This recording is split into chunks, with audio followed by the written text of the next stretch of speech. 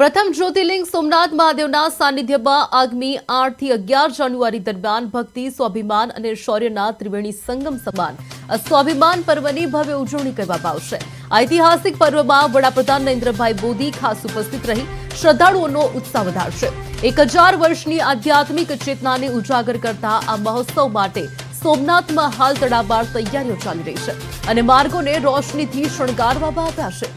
આ ત્રિદિવસીય પર્વમાં સહભાગી થવા માટે ગુજરાતના ખૂણે ખૂણેથી શ્રદ્ધાળુઓનો પ્રવાહ સોમનાથ તરફ વળી રહ્યો છે। રાજ્યના વિવિધ જિલ્લાઓમાંથી ભાવિકો ભારે ઉત્સાહ સાથે સોમનાથ જવા રવાના થયા છે, જેઓ આ પર્વને ગૌરવ અને ભક્તિનો અનમોલ અવસર ગણાવી રહ્યા છે।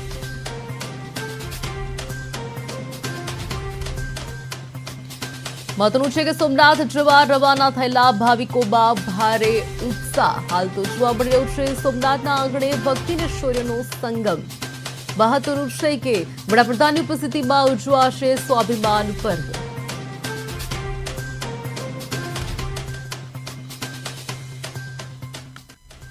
કેન્દ્રની સરકાર નરેન્દ્રભાઈના નેતૃત્વ હેઠળ અને રાજ્યની સરકાર ભૂપેન્દ્રભાઈના નેતૃત્વ હેઠળ ભારતની સંસ્કૃતિને ઉજાગર કરવા માટે તમામ પ્રયાસો કરી રહી છે। ત્યારે આજથી 1000 વર્ષ પહેલાં સોમનાથ જે આપણું જ્યોતિર્લિંગ છે, શ્રદ્ધાનું કેન્દ્ર છે, તેના પર મુસ્લિમ આક્રાંતાઓ દ્વારા હુમલો કરવામાં આવ્યો હતો। ત્યારબાદ છેલ્લા 1000 વર્ષોમાં 17થી વધુ વાર સોમનાથને તોડવામાં આવ્યું અને લૂંટવામાં આવ્યું। તે છતાં પણ ભારતની સંસ્કૃતિ, સનાતન સંસ્કૃતિ અને સોમનાથ મંદિર અડીખમ ઊભું રહ્યું છે। ત્યારે આ જે સનાતન સંસ્કૃતિનું પુનરુત્થાન કરવાનું કામ જે નરેન્દ્રભાઈની સરકાર કરી રહી છે, તે અંતર્ગત આજે અમે સૌ વડોદરાથી સોમનાથ દાદાના દર્શન માટે જઈ રહ્યા છે।